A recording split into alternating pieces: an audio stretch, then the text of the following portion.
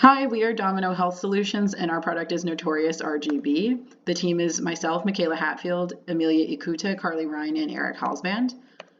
The problem that we're seeking to solve with our device is color blindness, which is a genetic defect that has no known cure. It affects the way that the patient can perceive the visible light spectrum, as you can see in the image on the right. And there are over 250 million people worldwide affected by this. So this contact lens is intended for everyday use, and it will augment the perception of red and green light for patients with these photoreceptive deficiencies. There are currently some competitors on the market, but there are none in the contact lens space. They are only in the eyewear space. And this is a class 2 or class 3 biomedical device.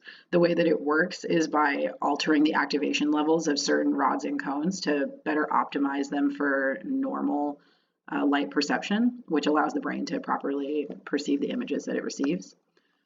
And in the future, we hope to integrate this on prescription contact lenses.